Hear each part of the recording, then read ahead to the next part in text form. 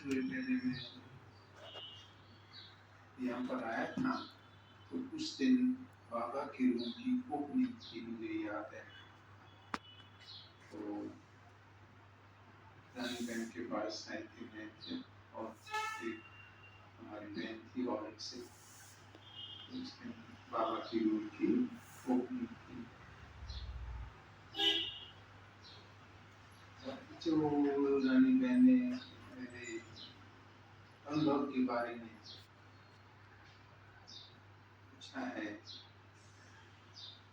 अनुभव तो बहुत लंबा है, बहुत कुछ हुआ जीवन में।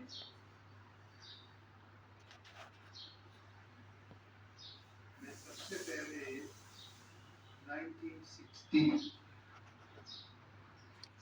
1969 में मधुबन गया। 1969 नवंबर में मैं वहाँ पर गया हूँ पिताजी के साथ, और दीदी जी का समर्पण दिवस था। तो उसके बाद ज्ञान में तो चलते थे। मेरी उम्र कितनी थी, मेरे का 14-15 साल होगी, 14 साल का था। धारणाएं पूरी थी, ज्ञान में चलते थे, जैसे माँ बाप चलते थे, जैसे बहनें चलती थी। लेकिन मुझे याद है कि कुछ ये नहीं था कि हमें दिल से चल रहे हैं, कुछ उमंग उत्साह से चल रहे हैं, बस जैसे माँ बाप चल रहे थे उनके साथ चल रहे थे। किसी दबाव के नीचे भी नहीं थे कि कोई दबाव है, नहीं, ऐसे चल रहे। फिर पढ़ाई में आगे चलते चलते कॉलेज में गए, कॉलेज के बाद यूनिवर्सिटी में गए, तो पता नहीं कहाँ पर जो पाँव था वो फिसल गया। उसके बाद में विदेश में जाने का हुआ। विदेश में तो फिर बात ही अलग थी, पूरी आज़ादी यहाँ की जो भारत में किसी को नहीं मिलती, वो पूरी आज़ादी थी। पूरी आज़ादी के साथ, पूरे मजे के साथ जीवन चल रहा था। सब कुछ होने के बाद भी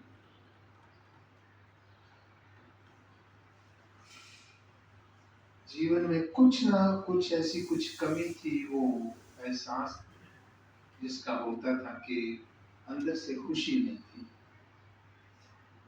दिन में तो सारा दिन निकल जाता था, काम काज में चले जाते थे, रात को सोने के लिए भी प्रबंध जो लोग बनाते हैं कि थोड़ी सी दारू पी ली, ये किया वो किया, लेकिन वो करने के बाद भी जो मन की शांति थी, अंदर से सुख की जो महसूसता थी, वो नहीं हुई। एक दिन रात को नशे में सोने की कोशिश कर रहा हूँ, लेकिन नींद आ नहीं रही, तो दीदी जी को फोन किया उल्लासनगर में। रात को पता नहीं इधर कितने बजे होंगे, बहुत टाइम होगा, 12:30 बजे थी। 12:30 बजे थी। मैं गहरी नींद पे एकदम सो पड़ी। रिंग बजी, उठाया फोन, इतनी अंदर से उसके अंदर ही रूम पड़ गई। पहले जमाने में तो दूसरा लैंडलाइन होता था ना, तो मैं डर गई कि इसने इतनी रात में कैसे फोन किया, लेकिन कितना रो रहा था मैं। तो मैं पूछा, मैंने कहा क्या बात है, क्यों इतना मन छोटा हो गया, क्या कारण है? बस नींद नहीं आई, बस ऐसा। दीदी ने फिर मुझसे सवाल ऐसा प्यार से, बहुत प्यार से बातें की। तो फोन बंद किया। फोन बंद करने से पहले कहा कि उधर दादी जानकी है, उनसे संपर्क करो, उनसे मिलो। वो भी कोशिश शुरू की, अपना मन बनाया, दादी से बात की, फोन पे बात हुई। दादी ने कहा कि तुम्हारे हॉलैंड में सेंटर है, वहां पर जाओ। नहीं, मेरे सोन दीदी ने कहा कि जानकी दादी के पास जाओ तो मैं आपके पास ही आऊंगा। उन्होंने कहा जब भी आओ ठीक है, कोई बात नहीं है, लेकिन ड्रामा में कुछ ऐसा पार्ट कहो, कुछ कहो, जो प्रोग्राम बनाया था मैं उधर लंदन उनके पास नहीं जा सका, तो फिर यहाँ वापस आया तो पंजाब में था। तो पिताजी उन दिनों में मधुबन आए हुए थे, तो उन्होंने वहां पर कुछ प्लॉट खरीदा। तो प्लॉट खरीदा, मैं घर में था, तो मधुबन से वापस आए तो ऐसे टेबल पर उन्होंने वो रजिस्ट्री के पेपर ऐसे बड़े नशे से कहे, देख मैं तेरे लिए क्या लेके आया। तो वो बताया उन्होंने मुझे, लेकिन उस बात की कोई मेरे को इतनी ज्यादा खुशी नहीं थी कि क्या मेरे पिताजी ने क्या खरीदा क्या नहीं खरीदा। लेकिन वो जो प्लॉट खरीदा था वो ही मेरे इस अलौकिक जीवन में आने का एक सबब बना। मेरी माता जी लौकिक माता, और वो प्लॉट वो मेरे सबब बना। माता जी का देहांत हुआ 1994 में, तो 95 में मैंने वहाँ से फ़ोन किया, दीदी जी को इनवाइट किया कि आप आएंगे पंजाब तो माँ की बरसी मनाएंगे। तो इन्होंने स्वीकार किया वो निमंत्रण। ये पंजाब गए पुष्पा दीदी के साथ। रमेश भाई, शायद आप जानते होंगे रमेश भाई को, उन्होंने तो शरीर छोड़ दिया कई वर्ष हुए। श्याम भाई तो सब जानते हैं ना, श्याम भाई का लौकिक भाई, उनके बड़े भाई थे। बड़ा तो परमानंद भाई, ये चारों ही पंजाब गए। आज माना माँ की बरसी थी, तो दूसरे दिन इन सबको निकलना था मधुबन के लिए, और मेरे को जबरदस्ती तैयार कर रहे हैं साथ मधुबन जाने के लिए। परमानंद भाई और रमेश भाई तो मेरे पीछे इतना पड़े पीछे पड़ गए, चलो चलो चलो दूर जाना। लेकिन मेरा जाने का दिल नहीं था कि ब्रह्मा कुमारी के साथ, भले अपनी बहन लौकिक बहन थी, भले पिताजी भी थे माता जी भी थे, लेकिन मेरा इतना इंटरेस्ट कुछ नहीं था उसमें। लेकिन पिताजी ने फिर मुझे कहा कि देखो वो जो प्लॉट है उधर लिया हुआ, वो तुम्हारी माँ के नाम पर मैंने लिया, और अभी तुम्हारी माँ तो नहीं रही, वो ऑटोमेटिकली मेरे नाम पर आ जाएगा, और कल मैं भी नहीं रहूंगा, फिर वो तुम्हारा चारों भाइयों का हो जाएगा, जबकि उसमें जो भी लगा हुआ है वो तुम्हारी कमाई का लगा हुआ है। तो इस बात ने फिर मुझे प्यार भी किया कि ठीक है, फिर मुझे जाना चाहिए। मधुबन गए, तो उन दिनों में बहुत बिजी था, ज्ञान सरोवर की ओपनिंग थी, तो बाबा मिलन भी था, बहुत बिजी था, इतना बिजी कि माना कोई भी जगह नहीं थी, टेंट लगे हुए थे, टेंटों में सब भाई बहन सो रहे थे, लेकिन फिर भी हमें रूम मिला। तो बस उन दिनों में पता नहीं क्या, कुछ ऐसा जादू कहो या कुछ भी कहो, तो सब कुछ जो अंदर की थी भावनाएं थी ब्रह्मा कुमारी इसके लिए बनना या नहीं बनना, क्या है क्या नहीं है, वो सब एकदम खत्म हो गई। एक ऐसा वैराग्य सा आया कि मन बहुत परेशान हो गया।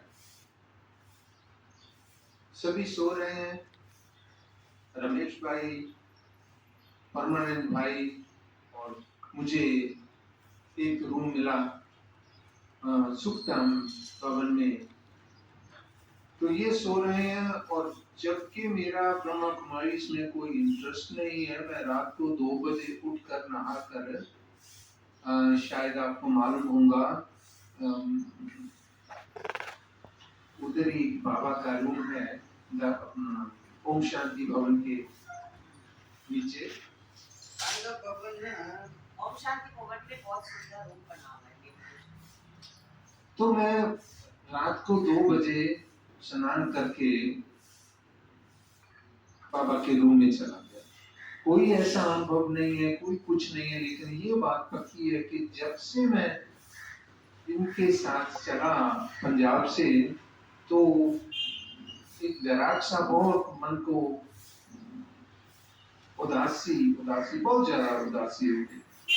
उससे पहले और मैं आपको इसी से कनेक्टेड बात बताऊं कि उन दिनों में दारू पानी पीना खाना पीना वो तो था ही था, और मैं जिसको तम्बाकू गुटखा कहते हैं उसका भी मैं बहुत नशा था मुझे। 24 घंटे वो डब्बी मेरी जेब में रहती थी। रात को सोना होता तो भी तकिए के नीचे के मुझे सुबह ढूंढने नहीं पड़े। जब हम पंजाब से चले गाड़ी में, तो मेरे एक मन में ख्याल आया कि ये मुझे निकाल के रख देना चाहिए, मैं इन देवियों के साथ जा रहा हूँ, तो ऐसी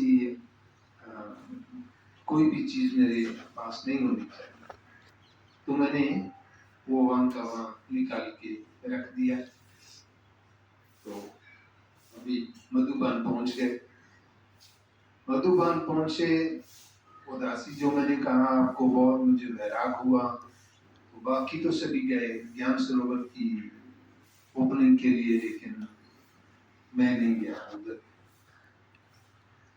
और दूसरी बात ये हुई कि जिस बेड जो बेड मुझे मिला, उस बेड पे जो एक लेटेस्ट मुरली थी बाबा की मिलन की, वो वहां पर पड़ी हुई थी, तो मैं उठा के पढ़ने लगा। तो उसमें एक जगह बाबा ने कहा कि तुम्हें अपने बड़े भाई बहनों दीदियों दादियों को किसी को फॉलो नहीं करना है, ये मेरा ज्ञान है, तुम्हें इस ज्ञान को फॉलो करना है। वो जो ये जो एक पॉइंट था, यही मेरे जीवन का टर्निंग पॉइंट था। क्यों? क्योंकि इससे पहले मैं सिख धर्म में बहुत ही डीपली गया हुआ था। यहाँ तक कि गांव का जो गुरुद्वारा, हमारा बहुत बड़ा गांव है, गांव के गुरुद्वारे को सुबह उठना, जाके खोलना, लाउड स्पीकर लगाना और पाठ पढ़ना, कीर्तन करना, तो ये मैंने काफी देर तक किया। लेकिन मुझे कोई ऐसा दिखाई नहीं दे रहा था कोई भी सिख धर्म में जो गुरबाणी कह रही है, जो ऐसा कोई मिले। तो इसलिए मैंने सिख धर्म से भी या गुरुद्वारों से भी एक किस्म का वैराग ही ले लिया, ताकि जो भी मुझे करना है मैं अपने घर में बैठ के करूंगा। लेकिन इस बात में जो बाबा ने कहा कि तुम्हें अपने भाई बहनों को, बड़ों को, दीदी दादियों को नहीं देखना है, ये मेरा ज्ञान है, तुझे इसे फॉलो करना है। तो मुझे वो अथॉरिटी का एहसास हुआ कि यहाँ पर कोई अथॉरिटी है जो ये कह रही है। तो ये भी एक मेरा पॉइंट था, टर्निंग पॉइंट। उसके बाद तो फिर मुझे आना था 1-2 दिन में, दिल्ली में मेरा काम था एम्बेसीज में। तो दीदी पुष्पा दीदी, मेरा ख्याल के पिताजी भी साथ में से थे शायद, तो ऊपर से माउंट से ये मुझे छोड़ने आए नीचे, और पिताजी का दिल था कि मुझे वो प्लॉट भी दिखाएं। ऊपर से चल रहे हैं और मुझे इतना रोना आ रहा है, मैं दीदी को साथ में बैठा हुआ ऐसे रो रहा हूं कि अभी दीदी बाबा को बोले कि अभी मुझे नहीं छोड़े।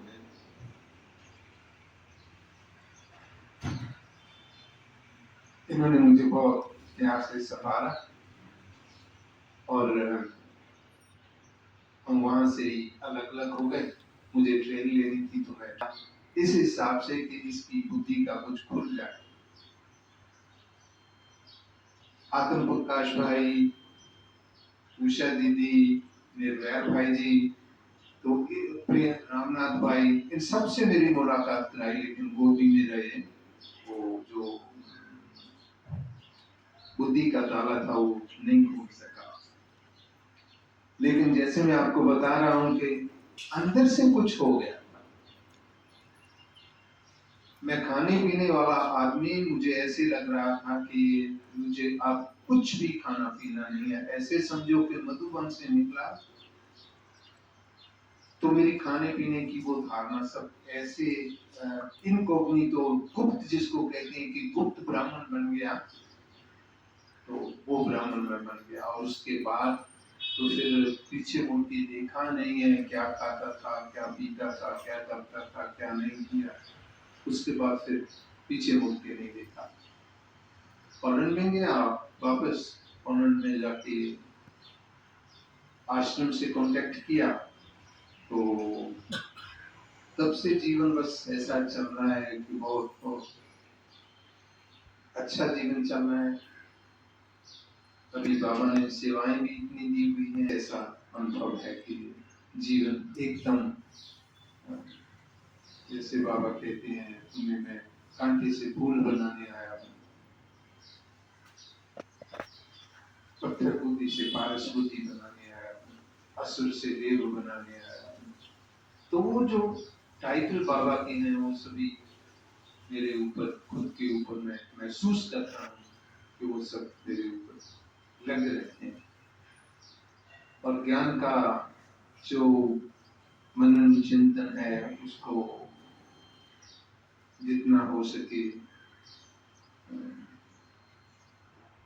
जीवन में धारण करना और जीवन को आसान बनाना, यही अब लक्ष्य है। और वो लक्ष्य आहिस्ता आहिस्ता बहुत अच्छे से चल रहा है। तो ऐसा ऐसा अनुभव है। तो उम्मीद है कि आपको भी ऐसे ही अनुभव, आपके खुद के भी ऐसे ही होंगे। तो ये जहाँ पर बैठे हैं तो कुछ न कुछ प्राप्तियां तो जरूर हैं, लेकिन जो भी प्राप्तियां हमारी अभी तक हैं उसमें खुश नहीं हो जाना। इसलिए हमारा जो समय है वो व्यर्थ नहीं जाए। जितना हो सके बाबा की याद में, बाबा की सेवा में लगे रहे। जैसे बाबा कहते हैं कि निरंतर मुझे याद करो।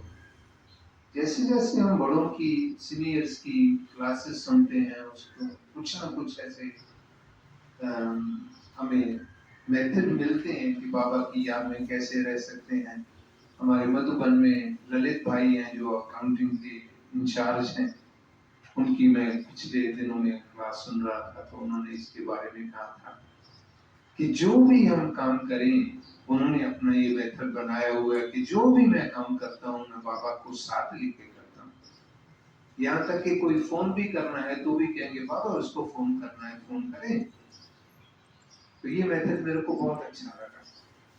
लेकिन इसके लिए भी क्या है, फिर हमें जो अटेंशन है हमारी वो बहुत चाहिए। सुनते हैं तो बहुत अच्छा लगता है, कोई नई बातें नहीं होती। आज की आपने मुरली सुनी होगी, कुछ ऐसी बात कोई आपने, लेकिन ऐसे ही दरवाजे के बाहर जाते हैं तो वो सब एक साइड पे हो जाता है, दूर जाते हैं। तो उसके लिए हमारा जो अटेंशन है वो बहुत बहुत जरूरी है, क्योंकि समय बहुत कम है, समय एकदम खत्म हो चुका है। इतने समय में इतनी कमाई करनी, कर्मातीत बनना, कल परसों की बात थी, कर्मातीत बनने के लिए तो वो हमें क्या क्या करना चाहिए। तो उम्मीद है कि आपका भी सबका पुरुषार्थ बहुत बहुत दिलों को शांति है। जैसे क्लास बड़ी बड़ी है, बहुत अच्छा लग रहा है आप सबको मिलकर। और मेरा सौभाग्य है कि मुझे यहाँ आपसे आकर मिलने का चांस मिला। अच्छा जी, ओम शांति।